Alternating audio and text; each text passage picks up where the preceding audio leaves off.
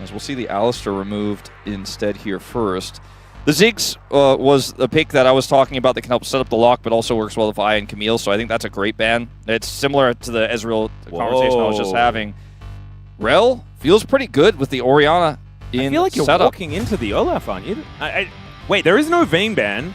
There's no Vayne ban and there's no Jax ban. Yeah, and the Vayne is a kind of awkward matchup into the Olaf. I was actually having a conversation with Huni about it yesterday. I feel like this doesn't necessarily just hard win, but there are options, and DPLUS Rel, I'm worried about the Olaf. I like the Rel more. They like the Rel more, but I guess this is how you're using counterpick as D+. You're going to match the support with the Camille. Technically could be played top lane, but extremely unlikely. If they pull out like Kalista Renata right now and play the Camille top, that'd be a big That'd be crazy, but it'd be blind Camille top, and I don't think that's a good idea. No, I don't think it's a good idea.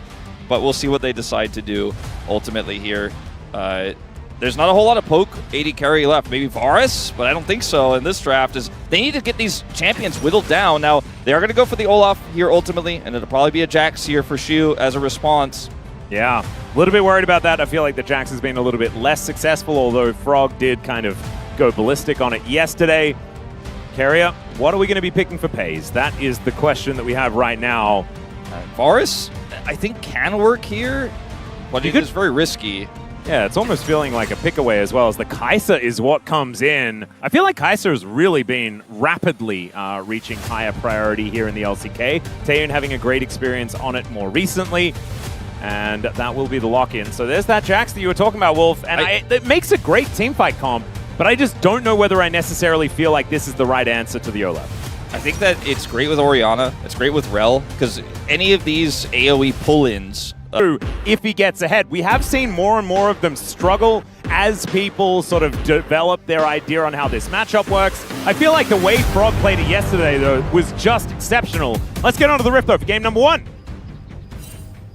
미니언들이 생성되었습니다.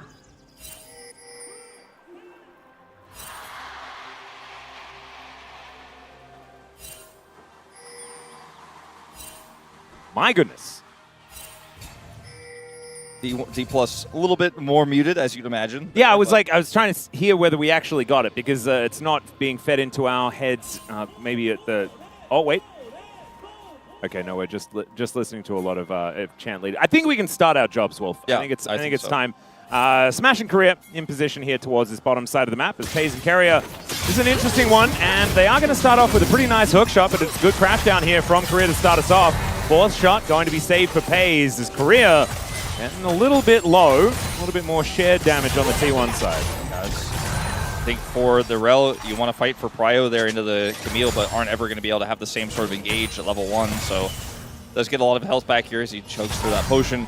And when they hit level 2, some of that will also go up in terms of his total health and should be able to battle his way back. The observers agree and pan away. Yeah, Doran already using his exhaust into Shu's Ignite. So the top lane, a little bit of an exchange to start this one off. It looks like Shu has a pretty comfortable position. And remember, both of these top laners don't have teleport. Exactly. So very important to win at this time. He has no farm. You know, he got a lot of the experience, as you guys could see, underneath his health bar there, but it's a free back for Shu. And he's going to grab a dagger.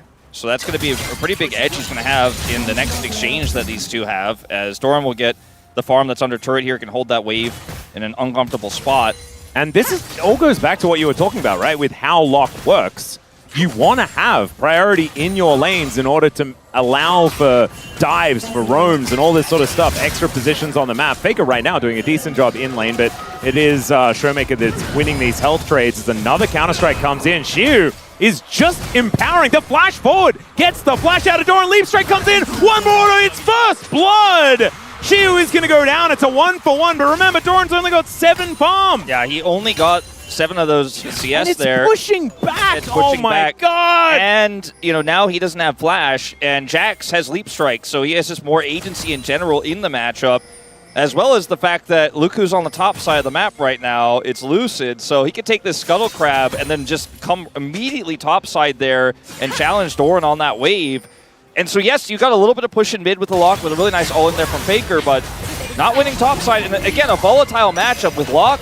That's a really, really tough one for how the win con is either going to work out, or in this case, likely not to. But like I said, Lucid topside here. Doran going to find out. Yep. He is thinking about trying to put a ward down, but it looks like Lucid's position was given away. He just can't farm, Atlas. Yeah, he can't. Like, this is the thing, because Lucid could be there, no matter what.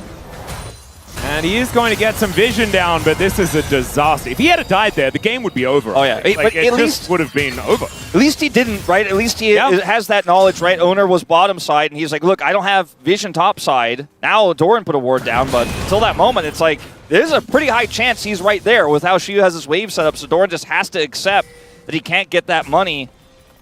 This is really frustrating. So we're going to go back to the initial exchange here between these two. Actually, no, I thought we were going to go back to see how they use their sums, but Doran just gets counter-struck as in the bottom lane. Yeah. Career's dead. Going to be Carrier with the kill onto the route. Not entirely sure how that happened to begin with, but definitely a good start here as far as the bottom lane play for T1. Carrier just back to his POM ways here at the home ground. Yeah. My guess is that Carrier turned a flash of Career's engage into his own engage. So Career wasted. I think Career probably first to move. Let's see. Yes. Career first to move on this one, looking for a backstop. And Carrier's right here. Yeah, cute idea, but not exactly one that was going to really work out. It's FaZe who helps get that extra shot in, so the Ignite takes him away. Oh, in the meantime, Faker taking a bit of damage here in mid as Career does show up, fresh from base. But looks like Faker is doing just fine. Only 5 CS down. Pretty happy about that. Into the ranged matchup. Pays 75% win rate here, 12-4. He was a LCK. big winner on Gen G during the Kai'Sa meta. And JDG as well. I feel like he did like to play this champion.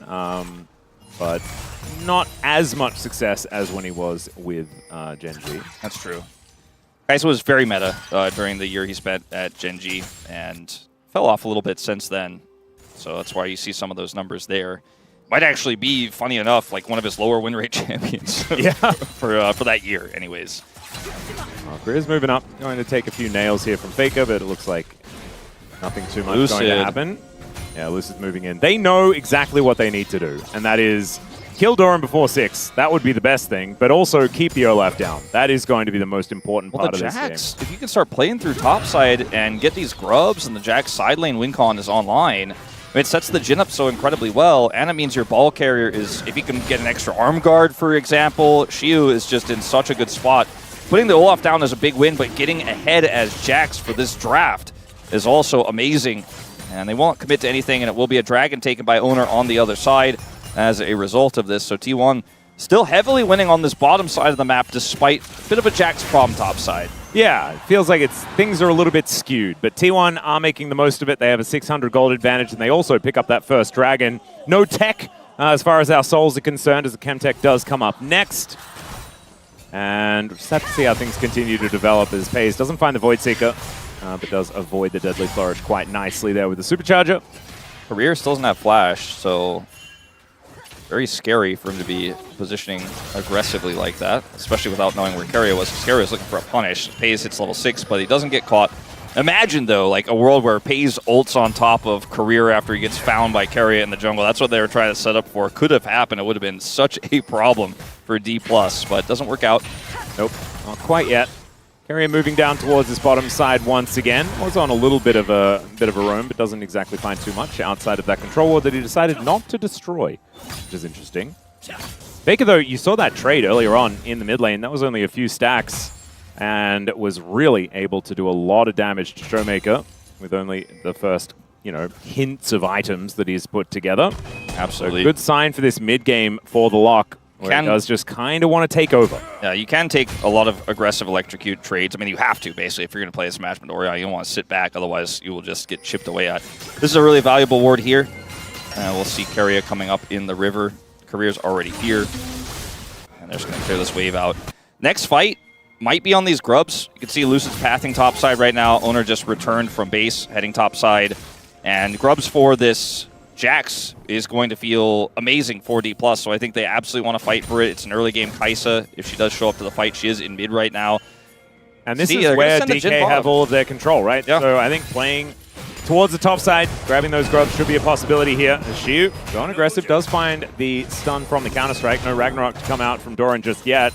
The Jack's really hitting his stride right now, not even with his first item completed, but T1 look like they're going to go fight for this one. Cease and desist comes down, Lucid's in a lot of trouble, and he should be taken out. He does flash, tries to get back over, but pays with the killer instinct was already there. Xiu making his way in though, and Faker's in a lot of trouble. The flash, the Grandmaster's Might, and down goes the lock, but still the shockwave connecting onto two. Xiu is dead, but DPLUS still looking good in the fight as Korea flashes away. 2 for 2 so far, but the Orb is still doing a lot of work, but Pays is doing more, picks up the double in the end. And is it curtains for T1, or is that just all they get? A Smash gonna be able to get at least one back, so a 3 for 3 as it stands. I think the big winner, though, in this fight is T1 because this is Pays with 3 kills. He's 800 gold ahead. He picks up a Kraken Slayer off the fight, and he is just now an incredibly high-power Kai'Sa in a game where that's not necessarily supposed to happen.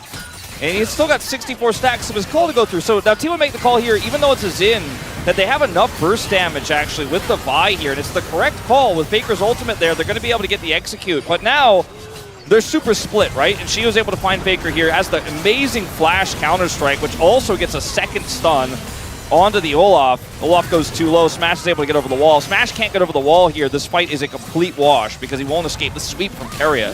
Super high value as well as they commit flashes on the chase, and then Smash here is able to get some strays, but or just one stray, I should say there, but still a disaster for DPLUS, I would say, but at least they got something out of it. They didn't get the full 3 grubs, they got the 2, and they did get that additional kill there with Smash, and this Jax is still a win con to play through. Yeah, this is the thing. I think the game state remains the same, but with T1, like, with a little bit more of an advantage, I guess.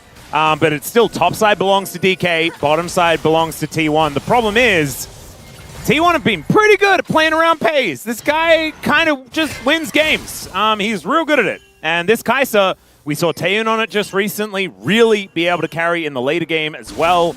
And I don't think the Jhin is really going to be able to stand toe-to-toe with Pays on 3 items, for example. I just don't think it's going to happen. We've only seen a very select few players play Kai'Sa to success this year. I think the one that comes to mind for most is Teddy, to be honest, but it's a pick that when you get ahead, which often doesn't happen because you lose lane because it's a Kai'Sa draft, it means that you have to make these really incredibly complex plays later on, or the enemy team has to make a mistake and gift you over some kills, or you make that crazy outplay like Teddy does and get a quadra kill. But Pays is just like, I'm playing easy mode on Kai'Sa. I already did, the hard part is gone. I don't even have to worry about all that stuff. I'm ready to play make right now, and my team is in a strong position to fight for Dragon. They have the first Dragon already. They're going to get double Dragon very likely off of the prio that Pays still holds down here, basically by himself. And look at all the deep vision they have. There's no contest opportunity. So yes, the Jax is a problem, but the rest of the 80% of the game is a larger one for DPLUS. It certainly is. Well, Curtain Call is going to come in here as Ona gets to the back of the pit. The Dragon taking a lot of damage as Lucid comes in. Will he be able to get the steal? That's the question. Down to 630, and it is going to be Ona that locks it down. Magnus Storm, though, for Korea is pretty good. Ona going low, but it's Lucid to go down first. Showmaker just a little late to the fight, and down goes the Jhin.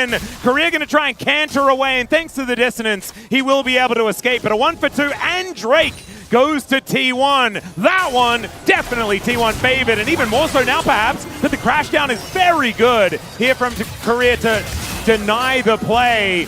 Faker gets shockwaved by Showmaker though, and he's taking a lot of damage, getting both the damage from the command attack and protect. I'm actually shocked that Showmaker didn't ult Keria there. He had a huge opportunity to, but maybe thought he didn't have enough damage to kill him. It would have been close, but ultimately just uses the ultimate here onto Faker to stabilize in lane. It's 1,000 gold the advantage for Xiu on this Jax, and it's a volatile game here where you can definitely come back with a really nice Counter-Strike play, but this is all that Smash can do in this fight, really, is try to keep them at arm's length here. It's a really easy smite here for the Vi, as initially, it's like, okay, maybe this fight's a little bit too messy, too broken up. Maybe Smash gets something done, but they just isolate him here. Showmaker can't really get access. He doesn't do consistent DPS. The most fed member in the entire game is this Kai'Sa, who has a Kraken Slayer, and she's free hitting, so it's not a good thing for DPLUS in that fight overall. And once again, T1, yes, they got zoned, but they made the aggressive call there. They punish Career's engage and are able to come ahead the victors here. Almost 2,000 gold ahead. and half of it is FaZe's. The other half now is Faker's with 3 kills on the lock. Yeah, he's looking absolutely massive. Storm Surge already done. A lot of the time we do see very early Lich Banes to come on through, but this Storm Surge that's been the development more recently is really doing a bunch of work. Execution is the name of the game, and Faker already 3-1-1, getting a couple of those executions so far in this game. As Smash does complete his cull, as you just saw on the screen, and so FaZe's lead is going to be a bit smaller until he takes 16 CS, and then it's going to be much larger again. Yeah, you can see that cull completion even on the graph. Yeah. Which is kind of funny. I do think that the next fight over this Herald could be game-defining. It's the fight that I think at this point is still very winnable for DPLUS because it's on the top side of the map, you know, where they have a lot of control. Both top laners do have teleport now. Yep. And so if they can win a fight here, they're just right back in it. As maybe Keria is caught. Yeah, there's a deadly flourish. He's taking a lot of damage. There's the Hextech ultimatum. Gets himself over the wall. Cease and desist comes on forward. Career in a lot of trouble. There's now Smash is fighting FaZe, but I don't think he likes those odds. As in come both of the top laners. Ona gets deadly flourish. Shiu not even able to take down the fight just yet. The flash doesn't work. Keria outplays it. It's still a double. Leap strike denied. FaZe gets even more, and Faker is picking up so many kills in these fights. 3-0-5 on the Kai'Sa, and Faker grabs another kill. This is a disaster for DPLUS. It's not how they wanted it to go. It's a circus again, but the good kind for T1. As it turns out, it's not just Faker who is the come at the king, you best not miss. It's Keria too. They get so much lockdown on him, and look at this. Ults here and gets over the wall. So now you've used so many resources to try to kill a Camille, and then Owner's up here in the front line. Both top laners TP in. Doran's here first though, and he's the scarier one in a scrappy fight like this. Shiu needs a little bit more setup, and the attempt here from the Jhin to try to turn this fight around is feeble at best. But that's kind of how these fights have been looking for DPLUS every single time. T1's lead increases here. Oh dear. This could be dangerous for Shia. They're going to look to finish off this turret and then finish off the Jax. Can he kill Doran in the meantime is the question. The answer, ladies and gentlemen, is no. And they're getting the Herald on the top side. I guess that's something. I guess that's something, because the Herald wasn't taken in that previous fight. It wasn't spawned yet. Oh my god. But it is very, very messy here. Now let's see what DPLUS are able to do with this Herald, because they can maybe use it to win a dragon fight here. They got a big wave. 2 items, Wolf. Yeah, no, I'm just trying to think of the positives for DPLUS right now. There's a lot of good things for T1 right now, at least. Yeah. Look, they have a Herald. Maybe they could try to use it either in as a combat Herald here if T1 overcommit, or perhaps just to get prio for this dragon. But it's just an Ocean Soul here that neither of these teams, I think, are ready to send the whole game over. But T1 hold all the cards right now. I do think Ocean Soul is incredibly good for an Olaf. So I think DPLUS probably want to deny this if they can. Soul Point is always just so powerful anyway. As Owner with control of this brush. Smash may be in a little bit of danger, but Owner just going to back away as they do start off this dragon as it spawns. Faker shows up here, and Shiu is still extremely strong. I think there's a really strong angle here for a fight for DPLUS because FaZe has no flash, no cleanse. He has to stay so far back. Information is pretty good here as well as they spot Carrier out, but he still goes in. Cease and desist into the backline as Showmaker is engaged on Shockwave. Is pretty decent, but down goes the Orianna. It's a solo kill for Faker in the top lane as well. Yeah, I'm understanding these, like, the question mark pings that were coming out. What the hell happened up there? But 2 are dead as well from DPLUS on this bottom side, and that's Soul Point to T1. It's a disaster again as Lucid wants to come up here and get the Faker punish, and that's a lock. I think he's pretty quick. I think he's got a bit of mobility. I don't think you're going to get him. Faker's going to get out again, and Lucid's just going to try to catch some of this jungle here as a bit of a consolation prize. Oh my goodness! This is really fallen by the wayside quickly, has it not? It's somewhat reminiscent of the last time we saw these teams match up, where DPLUS just fell a little bit too far behind early with some aggressive team fights, and then T1 run away with the game. T1 doesn't always scrap, but you don't want to scrap with T1 as Faker just avoids the Counter-Strike, and then he's like, you're dead. Yeah. Ults him in point-blank range, and he's like, I will hit that threshold. I've got my Storm Surge. And I think Shiu, he knew he had to try to do something there, but there wasn't much he could do. This engage is amazing, right? Keria and Owner collapsing it on top of Showmaker here. There's not enough damage because they have a Jhin as their secondary source of damage. Their Jax is dead, not able to join the fight. But the snapping age, this dive comp is incredibly powerful, especially from ahead. Yeah, and now Faker is actually building defensively. Pei's going aggressive onto Smash here, but the arm guard that Faker has is going to make life so much more difficult for DPLUS, and he's getting closer and closer to just having a Zhonya, so he doesn't even need to worry about breaking it or anything like that at this stage. Smash has gone for the in 5 items I'm going to do damage build, and I don't think he's going to get there. I think this game is already kind of feeling on its last leg. 6,000 gold the lead for T1, and turrets has fallen all over the place. When Faker gets that extra bit of durability, plus the zoning, which is completed, by the way, now. Yeah. It's no longer an arm guard. He will be able to get a second set of combos off. One of the things about Locke, I've dubbed him the cheerleader when he's not doing well. He doesn't have agency. Is the ability to burst him down when he goes in for his initial ult drop and combo. You can kill him quickly. So often he just kind of waits for the rest of the team to do the work, and then he's the finisher, he's the closer. But when you actually have Azonias, you can be the starter and the ender of the team fight. You can go in first, layer all that damage, and drop your ultimate down, and then pop out Azonias and do it again. Oh, well, Lucid looking for an angle towards Faker here. Let's see whether he can outplay it as the Audacious Charge does come on through. There's the Purgatory. And Faker is going to then try and use that Ashen Pursuit to get himself out, but I don't think it's going to work. Eats the Grey Health, still goes down, and Lucid going to claim that kill. What are they getting on the cross map, though? That's the question. And the answer is Smash, as the cease and desist is going to come on in, and you didn't need to tell him twice. He is just dead. Gonna get Smash and the whole turret. And that's a huge prize, considering they did not lose their turret to Herald. Herald is still in inventory, by the way. The one thing that DPLUS got this game hasn't even been used yet. They still have their turret up. They get the mid-turret Heraldless on the cross map. And it's just a whole disaster here again. I mean, I keep using that word, but like, nothing is going right. It's pretty disastrous, Wolf. I can completely understand. I mean, this is, Keria tries to rotate up and Faker calls off the play. You can see the moment on the mini-map where Keria's like, okay. Yeah, he's like, I'm dead, just take mid. Yeah, and they all just swarm Smash, who thinks he's safe between 2 turrets. What he doesn't know is a Camille in his jungle flying through a Vi. Vi Camille, this is the Vi draft angle we were talking about with this amount of burst, with the Kai'Sa fall, but the Kai'Sa not supposed to be as fed as she is, but when she's really fed. She's got 3 items, I guess man. Vi is good, man. I guess it works. Yeah, and she's a very good win more champion, always has been. And I also think, like, remember, the Vi was picked 3rd here. They already had a bit of a draft identity to understand how this was going to work, as Lucid goes in onto Pei's, and then goes in onto Shelly and starts doing donuts and decides that's how they use the Rift Herald. Yeah, this Herald is just going to do nothing at all. That's the state of the game.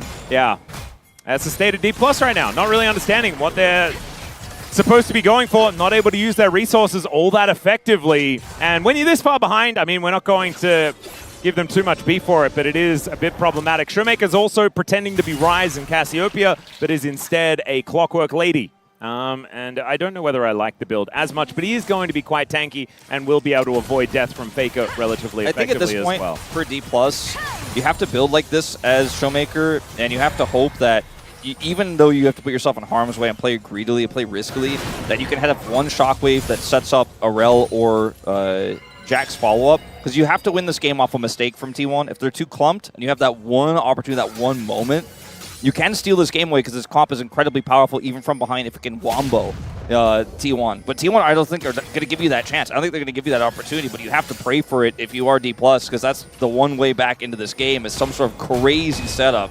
Yeah, but I just don't think they have the damage, right? Especially if this Ocean Soul comes in for T1. The opening salvo needs to kill Pei's before he can press ult. The problem is he's got Cleanse. He's got so many other options here. Thankfully, I mean, Keria's playing Camille, so he doesn't have Mikhail's or anything like that. So there's only one Cleanse they need to worry about. But I don't know. I think Pei's probably got enough money in his hordes of cash in order to buy a QSS as well. And I mean, look at all this really hard. This posturing for DPLUS, but the Dragon is being taken. Shu can't even get access to the fight. Yeah, Shu is just going to have to walk away. The curtains are being called, but Faker is just going to look for Smash. Doran taking a lot of damage, does pull the trigger, as now the exhaust onto Faker is decent. Purgatory comes down and they all just explode. Smash gets encircled completely, and Shu's just wondering where the heck his teammates went. There's a counter-strike. It should be a quadra here for Faker, as Pei's will be taken out. but that is all. That's the only thing they get for the ace for T1. They will get Ocean Soul, and they will likely be able to open up this mid turret if they want to commit to it, but they can also just use the prio. They have to go straight to Baron. As Owner's on smite duty, double time here across both objectives.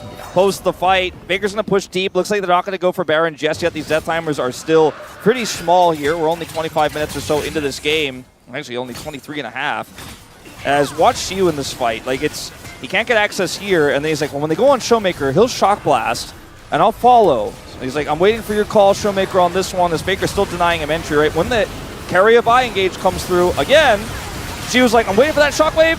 I thought there was an Orianna on my team. I didn't see any shockwaves. He just leaves right away. He's like, no, there's nothing I can do. At least is able to get a kill back here. And it is a shutdown. 1,000 gold, almost 1,100 gold goes over to him on that play. So that's something. You know, he's only 79 gold behind. There you go. He got that arm guard that I was talking about that, you know, sometimes you get a bunch of money, you can pick that one up. He has that. And again, we're going back to square one here where DPLUS have to go for some sort of Hail Mary and look for a Wombo. Maybe even starting the Baron if T1 back here away and looking for that kind of crazy turn could be the way to steal this game away. As Shiu has top damage in the game. Just hasn't really seemed to matter as he spent a lot of the game just smacking Doran around. Doran's 6-2-8. Like, the scoreline looks great. Unintentional rhyme, I apologize. But it hasn't really...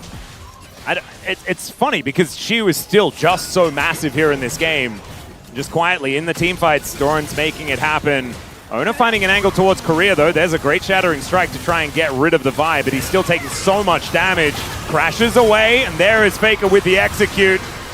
As Lucid also throwing out his ulti, but I just don't know whether it's going to be enough to save Shiu, who's on the other side of the fight, just dying. Owner going to Volt break him, and down goes the Jax once again. You almost killed the Olaf, but he had flash and you didn't.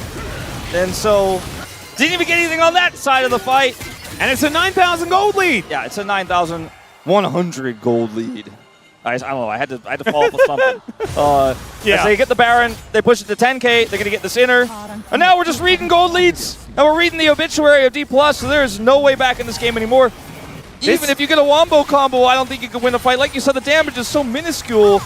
And this is one of my favorite things as well, because I feel like this has been a plan from T1s from the very beginning of the draft, right? With their ban strategy, it is bait the Orianna pick, and then use it to give Locke a lane that Faker is very comfortable playing. I don't necessarily feel like this is like Locke favored or anything, but it's very obvious that Faker is super confident in this matchup specifically, and man, have they really gone to town on it. Yeah, Shiu doesn't have flash to follow Doran there. Doran just heals back up. Now they've got Ocean Soul. I've had it for a little while here.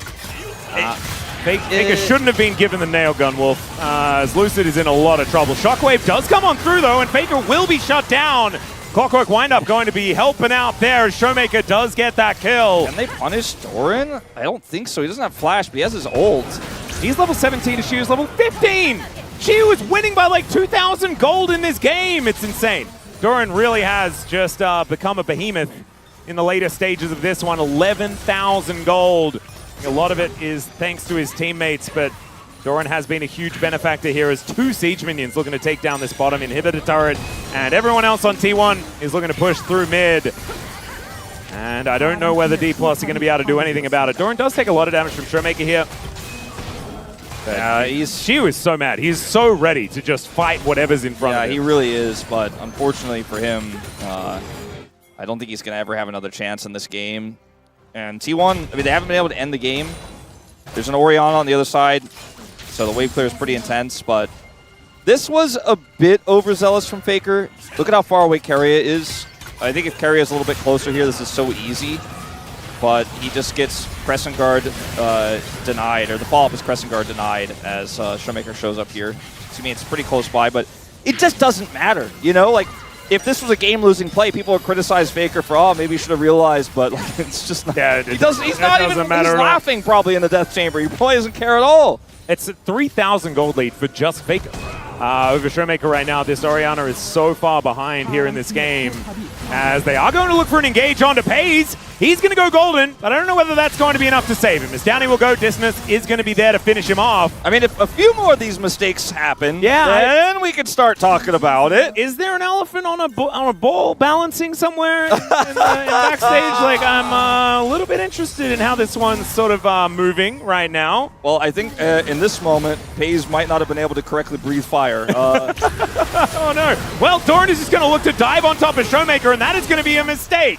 And he just runs his way out of there. Successful escape, but he is going to have to avoid a few of these shots. Ona just gets in front of the Olaf and is able to defend him. That would have been very comical if that still somehow killed him. But bounty gold, you know?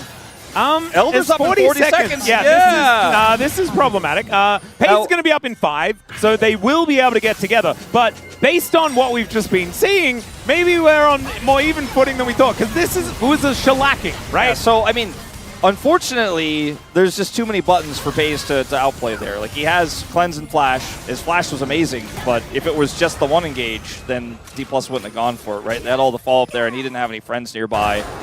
And it was a good play from DPLUS. I would say if you're Pays, you're just trying to maximize your advantage in that moment, and got a bit overzealous, just like Faker moments before. They still get prio for this Elder. Doran is showing up here. He does have TP, but won't even need it, it looks like here. Now let's see who they kill this time with the Vi Camille engage. That's the same, rinse and repeat we've been seeing for every single objective fight is carry an owner. Support jungle, kill the carry. And the carry it's not really been the Jhin. It's been Showmaker they keep killing because he's the bigger threat in this game. I think she was also pretty dangerous, but Ona on the biggest wraparound of his life is looking to get in behind DPLUS. So far it's working. They do have decent defensive vision. They are going to find him out right now as he makes his way in. Ashiu is just looking to push this wave forward, put the pressure on as the Elder is getting started by T1. DPLUS decent in a really vision. Good spot. Yeah, decent vision here for DPLUS right now. But you can see Faker and Carrier making their way over. The Purgatory combo alongside that Hextech ultimatum is so dangerous as there's the cease and desist. They do try and flash their way. There's the combo! He's going to be the target. The combo in the backline, though, is massive.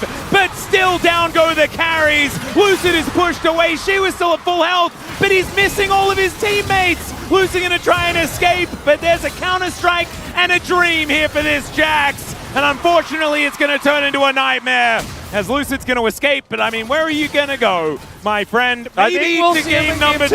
Yeah, I think you and I are on the same page on that one. The only person more upset than CV Max about that team fight is Valdez as the blast cone gets Pays away. Xiu made the play, they had the combo, but they were just too far behind. The fact that at 10,000 gold behind, DPLUS got that fight in the first place is I think what the T1 coaching staff might be taking a look at after this game, but ultimately they still win it. They're so far ahead. No cooldown on that Zhonya's for Faker. They win in dominant fashion 31 minutes here at the home ground. And if we did POGs, I think Carrier would still get